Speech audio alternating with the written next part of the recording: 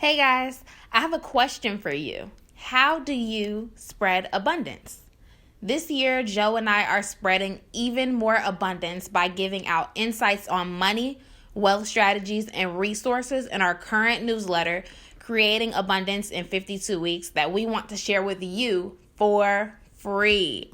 So sign up right now as you're listening to this episode on our website at www.abundantculture.co. That's .co/newsletter. www.abundantculture.co/newsletter. Don't let delay get in the way of your abundant year. Now, back to the episode.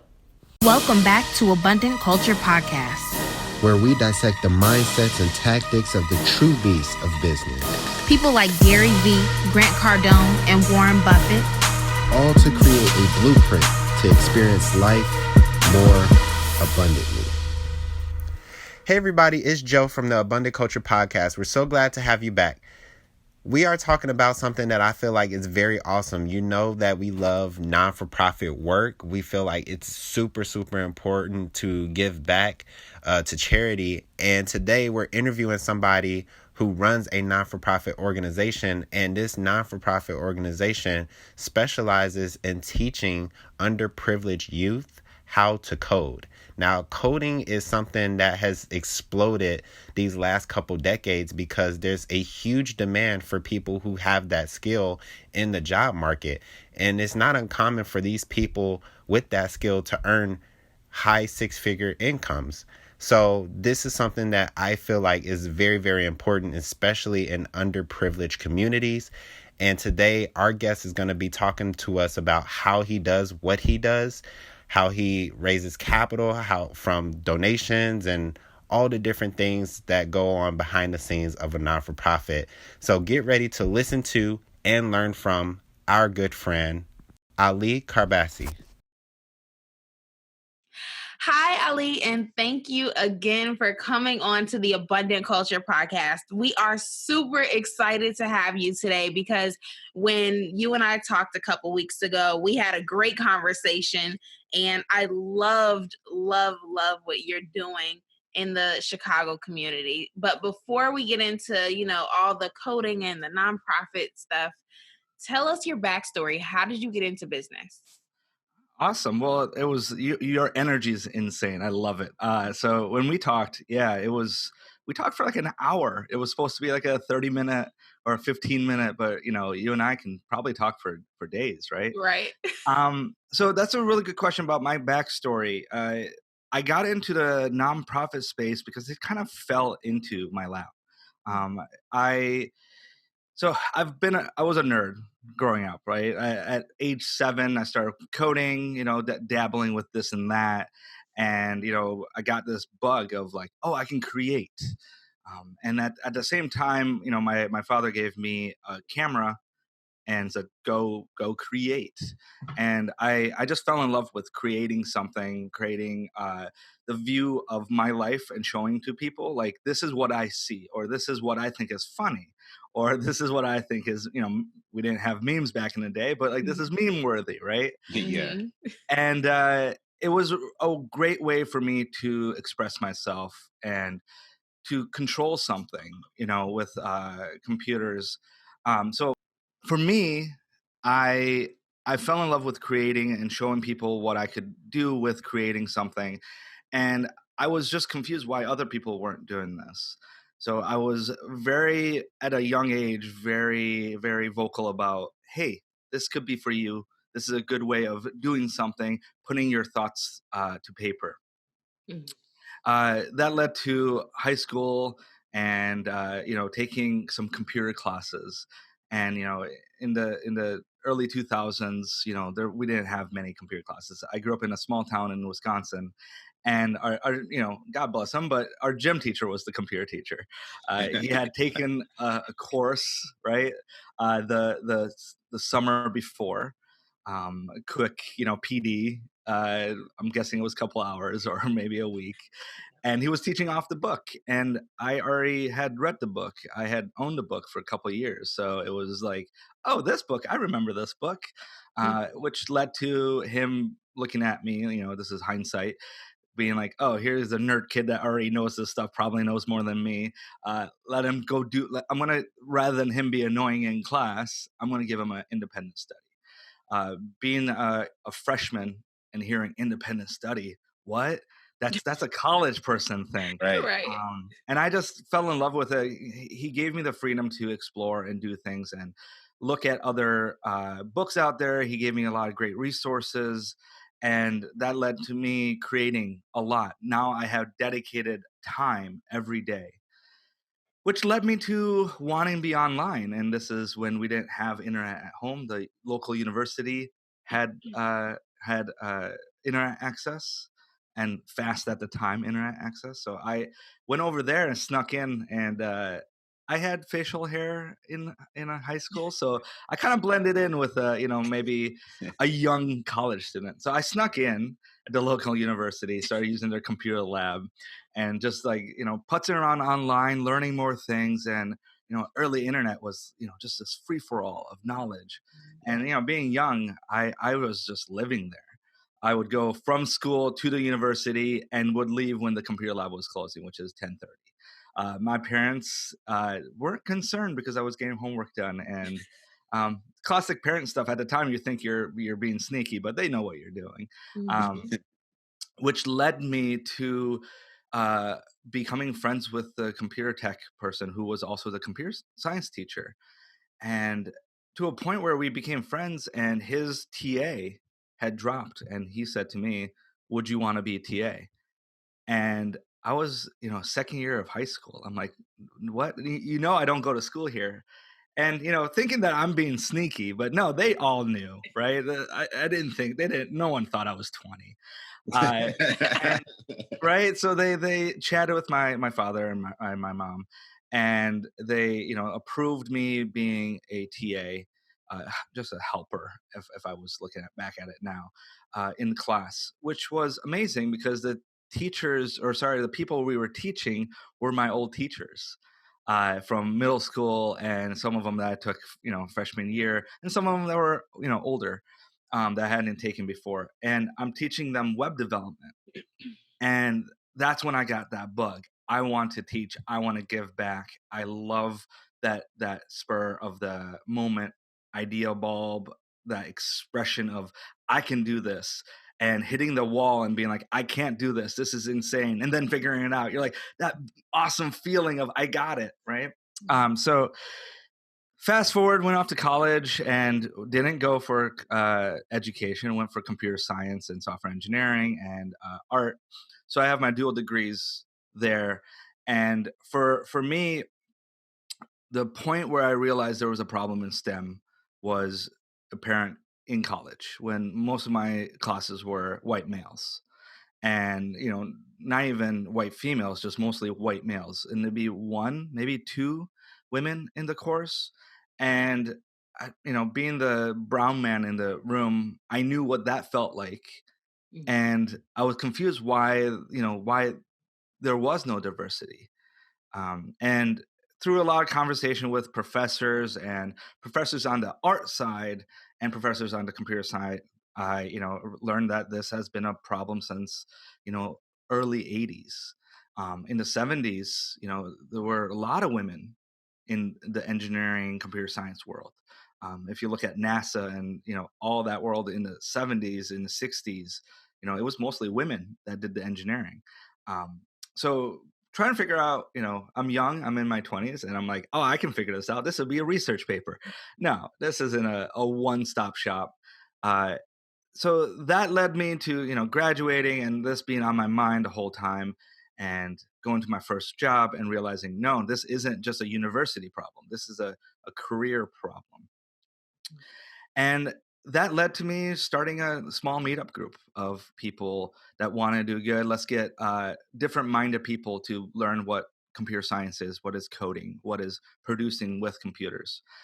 I was on a lot of panels of diversity, bringing women in tech, diversity in tech, to a point where I kind of got sick of being on these panels, being the token brown man in the room, and there was no problem with the panels. They saw the issue and they were talking about it.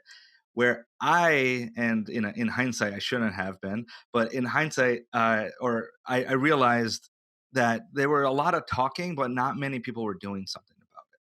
Yeah. And yeah, and I just just walked off stage one panel right at the end, when they were doing the Q&A, and I'm like, I gotta go, because it hit me right in the spot. It's like, I'm so sick of answering the same questions, and believing and trying to push the same vision through, and it was just a conversation. And probably there were people doing something about it, but I wasn't seeing it, and the panels just got redundant to me. So going back to work, I was gung-ho to do something, created that meetup group.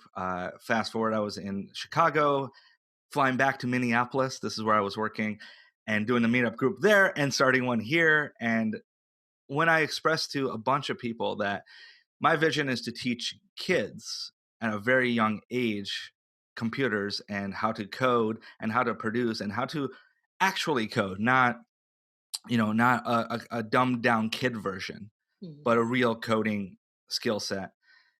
I posted this on Meetup, and I had 70 people show up, which is insane. That is So I don't know. I struck a chord with a bunch of people, and we talked about what the vision was. I was very strong in my belief of this isn't. I don't want this to be a one stop, come in and do something once and go away. I didn't want this to be a tinker program where you come in and you play around with computers or electronics. I wanted them to have a project in mind, or produce something, or have curriculum. Which as that grew, after 2 or 3 meetings, people are like, well, this should be a nonprofit. And I'm like, classically, oh yeah, that shouldn't be hard, right? I'll just go online and look for it. And then a year later, we were a nonprofit. At the time, becoming a nonprofit wasn't as easy as it is now. It's still not easy. So for anyone that's gone through that process, I'm not saying it's easy. But there was no, and pun totally intended, there was no easy form. There is a easy form now. It was 44 pages, and the IRS would return, send it back to you saying there's an error here, rather than check the whole thing and say there's an error here, here, and here. So, right? You would hate that. And it felt like old school programming to me, when the program would fail and not tell you where all the problems were. It just failed here. So we got a lawyer, a good friend of mine's like, oh yeah, I can help you with that. Did it in one shot and got it all done. I'm like, why didn't I do this at the beginning? I didn't know. Yeah. So we became a nonprofit, and from there it's just been exponential growth. And here we are. I'm doing a podcast. Wow. Excellent. So one thing I was wondering is what do you think, or what do you believe caused that diversity shift from the 70s to about the 80s? Like what happened to that dynamic from there being tons of women in that field to there being almost none? How did that really come about? Do you have any idea of why that happened? That's a really good question. That's like the question, that is boggling all of our minds. What happened? Was it Joseph coming in and saying no more women, right? It wasn't as easy as that. I wish it was, because we'd be like, Joseph, get out of here, right? Like let's bring a reverse Joseph in there. No, it was, I really don't know. I think there was a lot of factors in there. How education has changed over the years, how we tried to, and this is from my own research, so I don't have any research to back this part up, but I believe that we're getting into a culture where we want people to be happy. Our generation, is brought up to follow your dreams, do the things you love, right? And what that also entails with is people saying, hey, this, you're struggling with this, so maybe it's not what you love. Maybe go find the thing you love. Well, sometimes you got to just do the thing that's in front of you for a little bit. Yeah. Math, particularly, right? Like when you're doing math, it is hard, but you should know math. You should know how to do this.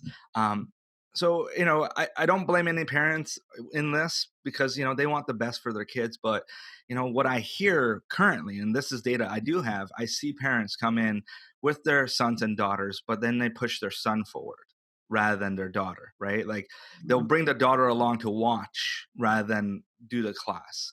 And Wow. again, this is not everyone, but we see it more often than not, where all of our volunteers are trained to say, oh, let's have her participate. We set up extra computers. The parents don't know this until they've been through our courses before.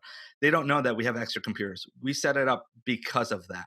We know our class size. We do 50% more every class. We max out our classes at 20 to 25, and then we set up 30, 35 computers. Wow. Mainly because we know we'll have a daughter or a son or someone that's not, might not be interested, or someone that might not feel like this is for them. And we want them to just dabble in the first class. They don't have to take the whole course, but we make it so much fun that they do. They enjoy it. This 2 weeks ago, we had a mom bring her older daughter. Her younger daughter has been with us for 3 years now, and I didn't know she'd had another daughter. And this daughter was a teenager and was very much like, I'm too cool for school, right? Like, I don't want to be here. Mom's boring. And we tried to convince her to take the class, but she just didn't really want to, right? And what happened was the mom sat and did the class. So we have one daughter taking a class who's been with us before, off to her own side with our mentors and going through the course with everyone. We had the mom doing the course with us, not near the younger daughter. And then we had the older daughter sitting next to the mom, just being there.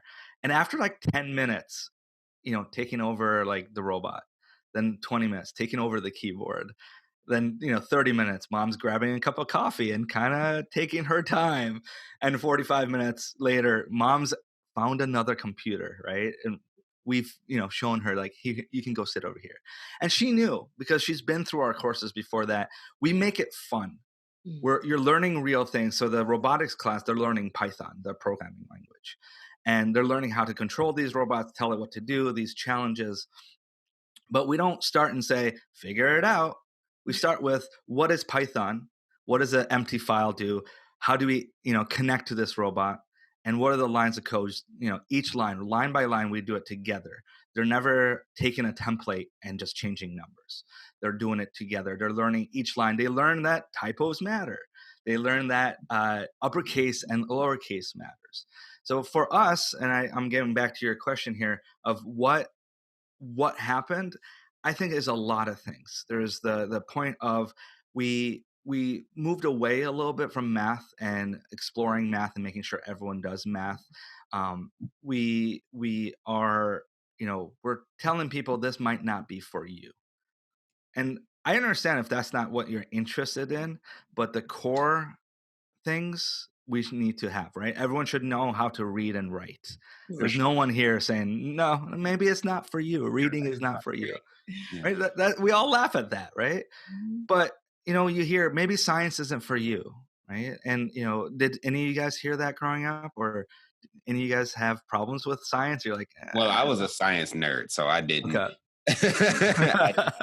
I did hear art, though. I heard art wasn't for me. And then when I got older, I actually started studying art, and I'm not by any stretch an artist, but I learned how to draw a decent picture of like Pikachu or something. And I was like, I never would have thought. And that statement really bothers me. I'm not an artist. What defines a thing, right? What defines an artist, a computer science programmer? What is a scientist? Is it just getting that job? Sure. Someone would love to buy your Pikachu pictures, right? And then once you make that sale, you're a professional, right? That's the difference between an amateur and a professional. So, I do this as well. Like we compare ourselves to the people that are killing it. Yeah. Right? You're like, oh, I'm not that skilled. It's like, if you think of an artist, if you compare them to like Picasso, you're like, okay, they're all right compared to Picasso, right? Yeah. Right. It's like, we can't compare ourselves like this. Do what you love and dabble with things. I would also agree I am not an artist, but I would say I'm a designer. I can produce designs. I understand accessibility. I understand design. I understand how user flows work. I'm a designer. But if you give me a pen and tell me to draw your faces, nope, no idea. Right? It'd be stick figures, right? Right. For sure. Yeah. So, it's a lot of things, what changed in the 70s or, 60s or 80s. I think it's the change in education, which we're all, adapting to and evolving. It's the change of personalities. Families, the families that can afford it are sending their kids into more experimental stuff. So the ones that are getting an education into computer science are the ones that could have afforded it. It wasn't part of math. And then the divide between math and computer science. Uh, we stopped doing the computers with the mathematics. And what's interesting is, in the early days, most people that used computers in the early days were women because it was a carryover from the typing pools, right? So the typewriters making, these, these giant rooms of women making copies or writing letters or whatever. And I mean, that to a computer is just a small jump. Now you have a display rather than a piece of paper coming out. Yeah. And then they're learning how to code it. Then they're learning how to interact with it. So what happened? And that's what we're all trying to figure out. There's a ton of research out there saying one thing. There's another one saying this thing. There's another thing, like maybe it's sexism or is it classism, right? Is it racism? Is it an ism? And it's probably all of it, right? There's probably all of it in the space. But I don't. It's weird if I do run into this, but I don't run into anyone that is hiring or in a level of management saying, I do not want to have X in here, right? I don't want a certain type of person. Yeah. Especially in tech, they're like, I need people. Please send me people to do the job. Yeah, it's like, I don't care. Like, as long as they can do the job, here's a bunch of money. Because we don't. This is the only industry, only profession that has grown through all the recessions, all the downturns, has not dipped at all, and it's still underemployed. We need more people because it's growing, and the people that are in the industry are creating new industries, right? So now we have machine learning and AI and drones, and it's just it's in its infancy, and it's creating more babies right now. So this is why everyone needs to code. And for us, my mentality is not everyone needs to be an engineer. Not everyone needs to, go into this career, but it's in the same realm of reading. Everyone should know how it works and know how to read code. Same thing, right? I'm not an author, right? I can't write a book, but I know how to read a book. I know how to interact with a book, right? I can write emails, right? So yeah, that's our mindset. I hope that answered it with a bunch of extras. Yeah, definitely. Go ahead. So for coding, is that like just a general term then for like all the different kinds of like things people do with computers, or can you explain, like a little bit more in depth what exactly coding is? Yeah. So for us, we use the word coding as the blanket, right? So there's more defined term of programming, right? Telling a computer what to do, but coding is a little bit more accessible, right? It's not the longer word; is a smaller word. It's a little bit more hip. It's easier to use. So in coding, what I hear in that is like, what can you do with coding, right? What is coding? So anytime you're telling something what to do that's not another human being, we look at that as coding. So we can code a computer, right? We all know that, but we can also code a robot. We can also code our phones, right? Our phones are computers. We can also code things that are not full-fledged computers. So think of these little devices, and I'll show it to you during our break here. They're little devices that are I would say just very simple machines. They can do something. So you've probably heard of the Raspberry Pi. No? Yes? No. You haven't. Okay, good. So the Raspberry Pi is a very, very cheap computer. They're $5. It's a full computer. Yeah, that's the face I usually get. They're $5, but what they don't give you is they don't have a keyboard, they don't have a mouse, they don't have a monitor. You can get those, right? People have monitors laying around. Are they fast enough to run your latest game? No. Can they run a web browser? Yes. Can you program onto them? Yes. But for $5, think of all the projects you can do. So the Raspberry Pi Foundation are trying to bring computing to everyone at a lower cost. So their cheapest one is $5. It's like yay big, right? It's super tiny. And you get up to like $35, $40. Again, still under $50 for a computer. That's so cheap. What can you do with it? Well, you can build a computer and just have a computer laying around. You can build a kitchen computer, right? Have in your kitchen that displays recipes. You can build listening devices, kind of like the Google Home or Alexa or all these other listening devices, right? Attach a little microphone to it, write a little program. Alexa already gives you the program, so you can just download it and build with it. Right? They have voice recognition already done for you. You don't have to do that stuff. Now you have a little, assistant with you. And you can say only when they say, computer, now it listens, right? Or, now let's say that little microphone, you put it on a little Lego car, add some motors to it. Now your Alexa can follow you, right? That's crazy. That is right. It's insane. So coding is all this. It's the breadth of what it is to tell a computer what to do, tell a machine what to do. Right. I hope that answered it. Oh yeah, definitely. and that's really cool too, because I think when you hear this word coding, sometimes it creates this illusion of something that's like too big for you to understand, but you made it very, very bite-sized and understandable for the average person to comprehend. Yeah.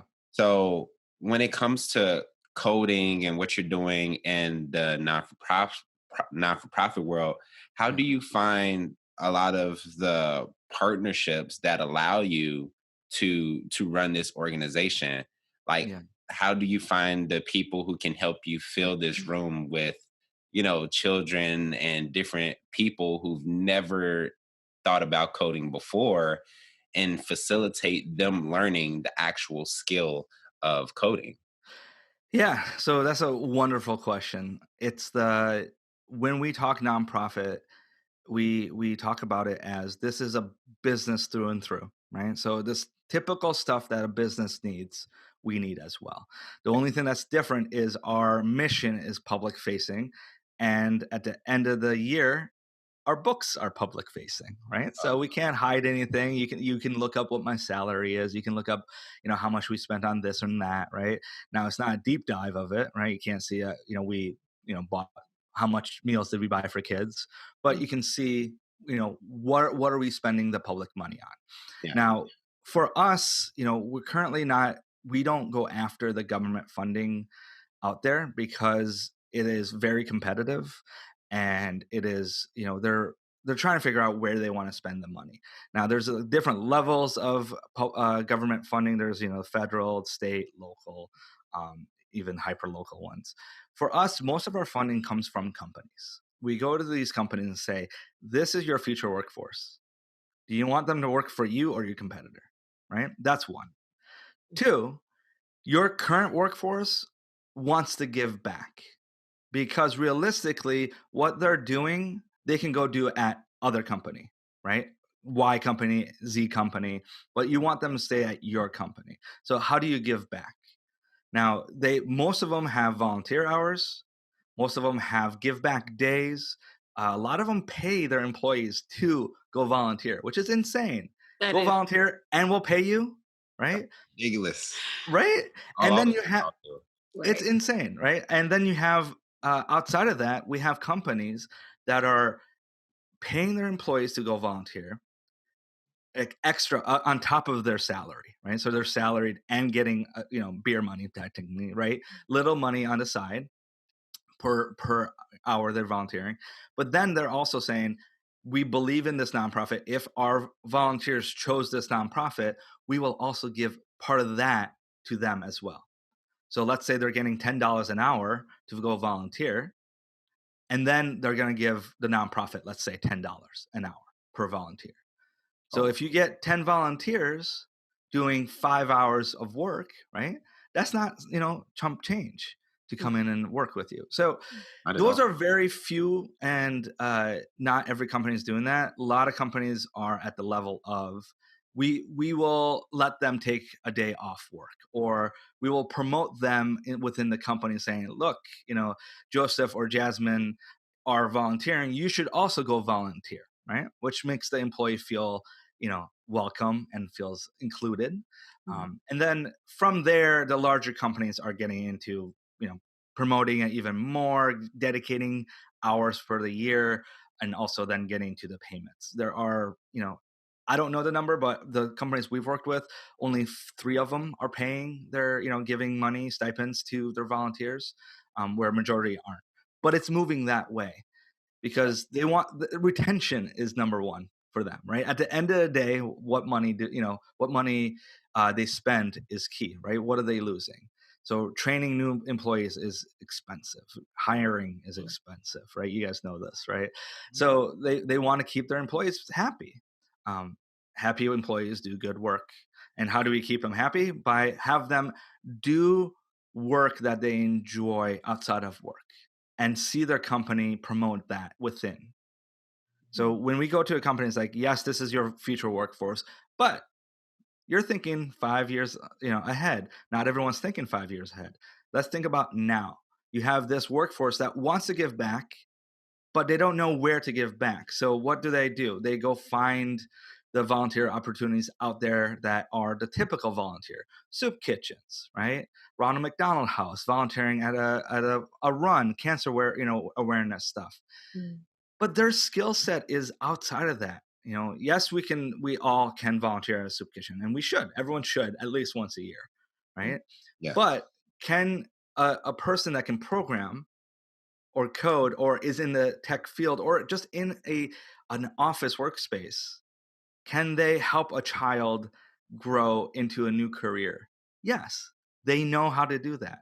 And over the years, we have over 200 volunteers right now in our system. And we can talk about active and in system a little bit later. But we tell them there's no commitment level. Come in and do whenever you can. And as we grow, we get a lot of people over the years we've been hearing, but I don't code, right? Which is like, I want to volunteer. It's code from the code for, I want to volunteer, but I'm scared because I don't want to feel like a fish out of water. I also don't want to give them wrong information, the kids, right? So, for us, it's like, we train you. And there's an instructor already doing this stuff ahead of you, right? So as long as you can read, see where reading comes back. As long as you can read and follow along, you'll be fine. So for us, we do a 2-to-1 ratio for every 2 kids, there's a volunteer. So think of a classroom, we have 30, right? In a normal school system, it's 30-1, right? Yeah. But in our system is what? 30-15. That's insane. So that's why we keep the class small, because we don't want a classroom of 100 bodies in the room, because that just makes it a mess, right? And we've done large events, but for our ongoing classes, we keep the class small. That's why we set up extra computers, because parents show up as well. This allows them to experiment, try new things, and not be scared to try something and feel like it's going to fail. Because the worst thing they could do in our classes is step on a computer, right? Why would they do that, right? They could And I would be proud of them. I'll say this publicly. If they write a virus and destroy the computer, we can replace the computer, but you got the knowledge to write a virus? That's badass. That's badass, right? Like, let's use that for good now, right? Let's not do something evil. Not all viruses are bad, right? Let's do something good, right?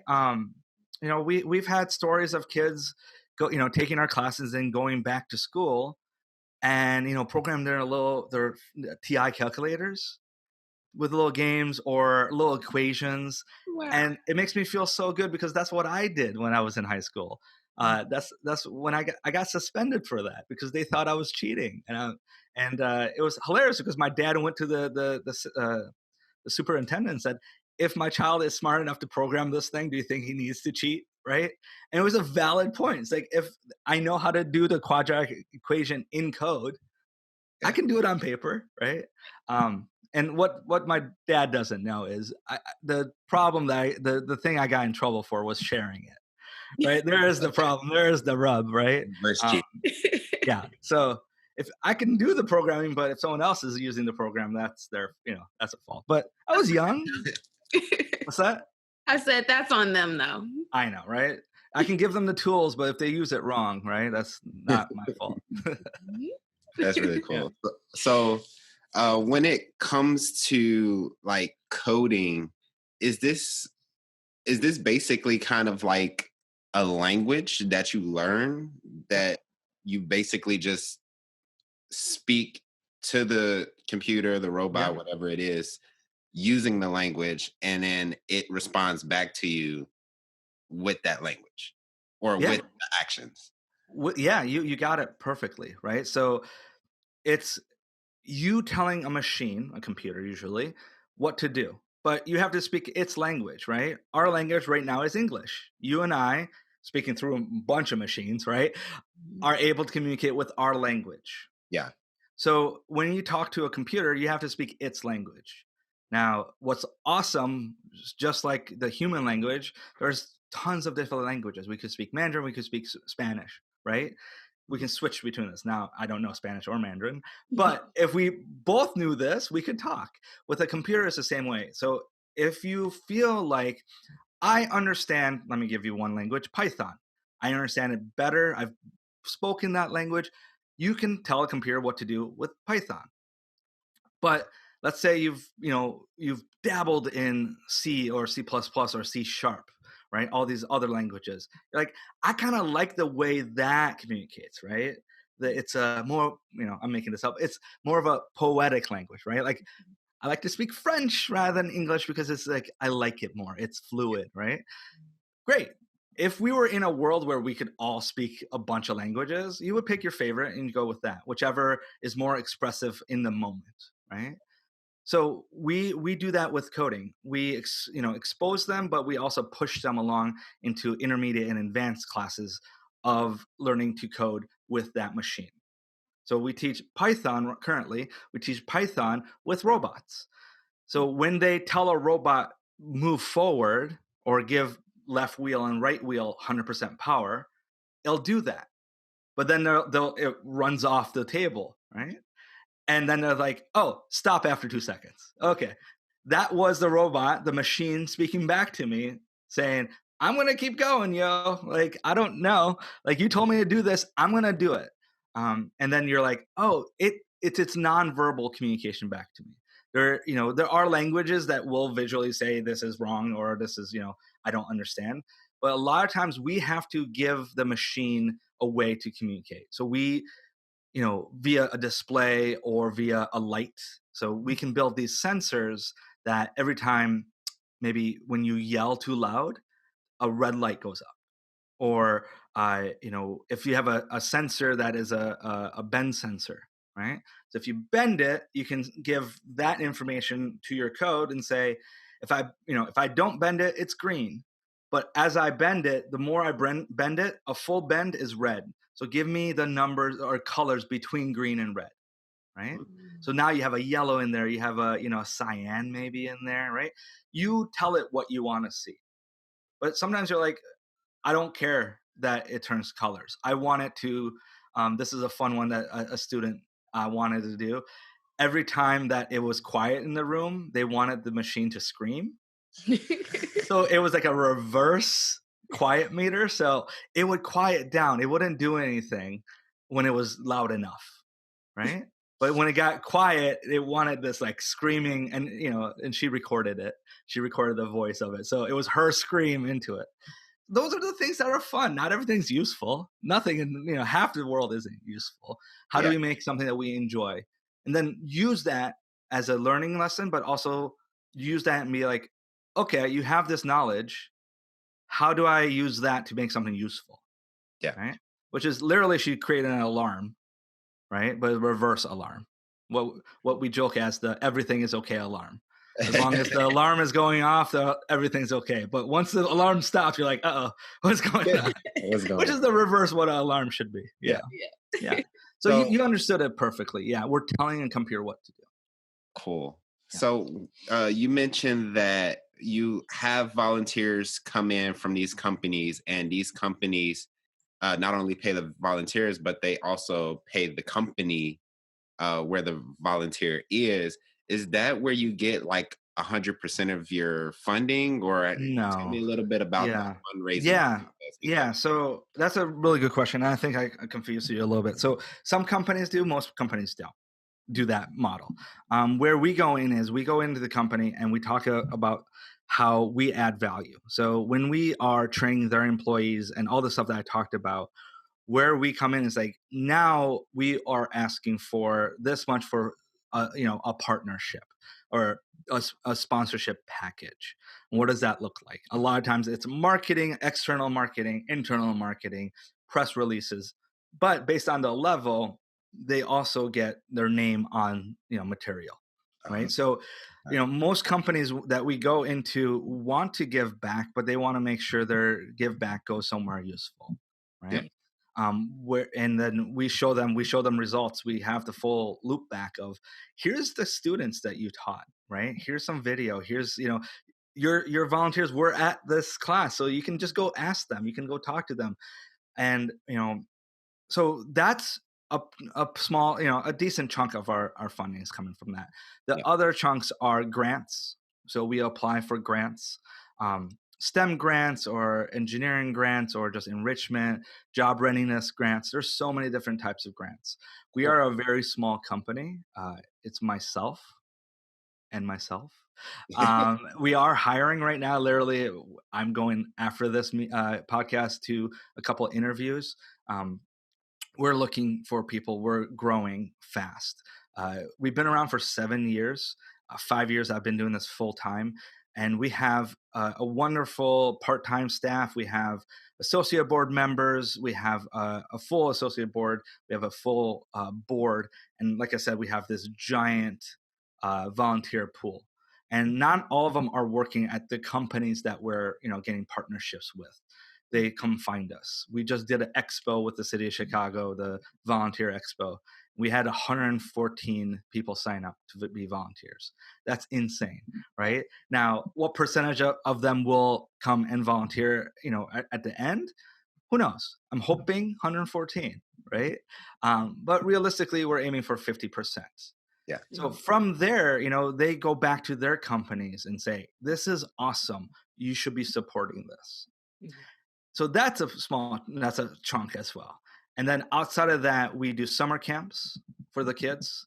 So I don't know if I said this. All of our weekend classes are free, 100% free. We want to make sure they're free so that we're serving the neighborhoods that we want to serve. They're open to everyone. We're focused on bringing girls into the program and underserved neighborhoods in Chicago. But we are open to everyone because we know that how we teach and what we teach isn't offered in most schools, if not all of the schools. None of them are covering it.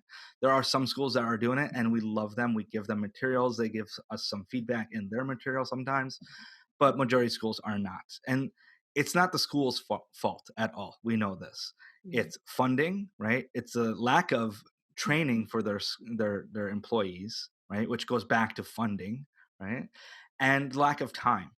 And it's a moving needle. What is this new field? And new, I put in quotes because it's been around forever. but not as long as math and science, right? Spectrum here is totally different. But what is it? What should we be teaching them to be career ready, but also job ready, also university ready? So that's changing, and the Illinois has put in some college prep and graduation requirements, which I was part of, and the state is doing good work. They could do better. I'm always in the mindset of they could do better, um, in terms of just funding alone and credits for the teachers to get accredited even more. Yeah. But so that's a silo, the summer camps, right? And then this is a side thing I do. We run a speaking event called Ignite Talks Chicago. Um, it's a lightning style talk event. It's every month. Well, sorry, it's 11 months out of the year. It's the last Tuesday of every month. It's a sold out crowd. So we get 100, 115 people that come to this event every month. It's a ticketed event. So they're buying a ticket to get a seat. But what some of them do know, because we have a good community, but what a lot of them don't know when they come to the event is all that money, all the ticket sales goes to nonprofit, goes straight into classes, not even salaries. That doesn't go into anything admin. It goes straight into the cost of a class. Wow. So they will, and I have a slide right in the beginning. I say, you just funded the class. And they just look at each other like, when did I do this? Right? Well, I didn't donate yet. I want to donate, but when did I do this? And it's like, no. It takes time and money to run this event, but I believe in the mission of the nonprofit. So we put in time. We put in the going out and getting funders. So our sponsors are just wonderful people that we get our space sponsored by Catalyst Ranch. We get our beer and pizza sponsored by different organizations. We get coffee sponsored. We have other organizations coming in to say, we want to sponsor, but you already have your in-kind sponsor. How else can we sponsor you? So it is 100% fundraiser event disguised as a speaking event. Yeah. And the fun with the speaking event is it's 10 speakers. Each speaker, this is pre-selected and they've been practicing with us. They have 5 minutes to speak about their passion. And the slides, they have 20 slides, and their slides auto advance on them every 15 seconds. So it's insane. Like, just imagine it, like you're doing this thing and out of nowhere it switches. Yeah. So it's super fun. It's super fun. Yeah. So that's another funding stream. So I know I went to deep dive into all these, but yeah, that's how we fund ourselves. Oh, that's really cool. That's awesome. Yeah. And I are we? Yeah. I was gonna say, are we well funded? No, we need more funding. So if people are interested, your audience, they want to give to us, it does make a huge difference. Even the $20, $30, just go to our site, weallcode.org. There's a donate button and just donate. It's the model of if everyone donates a little bit, it covers the classes. Mostly, a lot of our cost is the class itself. We, outside of teaching the class and getting the space and the equipment, we bring all the equipment. No kids are bringing in anything. So we provide the computers, the mice, the everything. Outside of even that, we provide them food. So when they come in, they're getting lunch on us, because we know some of these students, this will be their only meal of the day. Wow. And I don't want them to think about food when they're learning how to code, right? Yeah, coding should be fun. You should have your Maslow's hierarchy of needs met already. Yeah. So let's make sure that you're fed, and then you can focus on learning something new, make it enjoyable. So that's day one. I started doing that. In the beginning, it was just, my salary going to this, right? And then when I quit, I'm like, all right, I'm not making a salary. So how do I, cover this? So it's the micro donations that the parents are doing, the people that come into our site, the monthly donations that help a ton. That's awesome. So everybody listening, go donate like something. For sure. Just something little. Yeah. So we do want to respect your time and start wrapping it up. So what is the number one takeaway that you want someone to walk away from this episode with? So my takeaway is everyone should be giving back. If your life is in a decently stable place, go out and see what you enjoy doing and give back in that field. So if you're a technologist and you want to train some kids, come volunteer with us. If you really like to run, go do some 5Ks for a charity. Not every charity that is doing a 5K is related to a health thing. So if you like running and you believe in technology, go do a 5K, a 10K, or a marathon and raise money and give it to a nonprofit like us, right? Like, make sure that you're giving back at least once a quarter. I implore people to do it at least, once a month. Doesn't have to be something crazy. You don't have to commit your life to it. Go to a pound, go walk some dogs, right? Give back and you will feel refreshed to go do what you have to do. Answer those 400 emails that are waiting in your inbox. Go to that boss, maybe ask for that raise. When you feel confident, it's going to be amazing for you to do your things you want to do. So go give back and build that confidence. Absolutely. Yeah. So whether it be either in your personal life or in your non-for-profit, your company, whatever it is that you do, what is your favorite way of spreading abundance? Ooh, I like to spread abundance and joy. My favorite way is to get people to love what they do and learn something new and then go spread that joy, right? Absolutely. And you guys are doing this with the podcast, right? So it's like, do what you do, but do it in the public space and, implore people to do, spread that love, Yeah. be it if it's, coding or not. Find it, and that's what makes my tough weeks, those hard weeks, enjoyable, is when I go to those classes and see these kids, like, look what I made. It's a meme generator, right? Look Yeah, what I did, and go back, and next time they come back they have a friend with them, or they make a friend at the class, or they tell their parents, and that joy, that's what's amazing to me. Yeah. that's really cool. Yeah, Yeah. I love it. So for the person that they think you're awesome and they just want to talk to you about like coding or um, anything really, or if they want to donate, you already gave us the link, but you can Yeah. give it again. How does that person get into contact with you? Yeah, so if they think I'm awesome, I think they're awesome. So even if they don't think I'm awesome, I think they're awesome. If they want to get involved with We All Code, it's weallcode.org. So weallcode.org. You can sign up to volunteer there. You can sign up your kids to take a class. All of our classes are in person. So if you're not in Chicago, I'm sorry. There's probably some STEM stuff out there for you. But yeah, come find us on our website.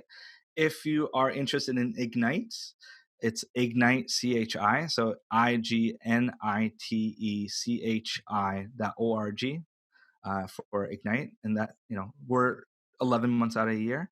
And you can find us on all the social medias, whatever, right? MySpace even. I used to joke about that. Then I'm like, well, I can go create an account. So we do have an account on MySpace. Follow us on MySpace. Crazy. We don't check it, but yeah. But yeah, whatever skill set you have, come to us. Our social media wouldn't be possible if it wasn't a 17-year-old student coming to us and say, I want to be an intern. We're like, okay, let's figure it out. Now she's a staff member. Wow. And she runs our social media. So it's like, anything's possible if you have that passion. So that's how you can find us. For sure. Follow your passion. Yeah. Yes. So thank you so much, Ali, for coming on to the Abundant Culture podcast and sharing your wealth of knowledge, not only about coding, but also non-for-profits to our audience, because we feel like it's something that's super important. The job market as we know it is changing at an extremely fast rate nowadays. And we want to give people the option of, if you are in the market to make a career shift, or even if you're a young kid trying to figure out what you want to do, coding is a is an option, and it's an awesome option. It sounds very, very fun. We're gonna have to come to a class one day. Yeah. And we just appreciate you for giving that option to our audience. And we think that what you're doing is amazing, and that we pray that you prosper in your mission. That means so much. I love what you guys do. I could talk to you two for days, and it's just so enjoyable. But thank you for having me, and thank you for the kind words. No problem. No problem.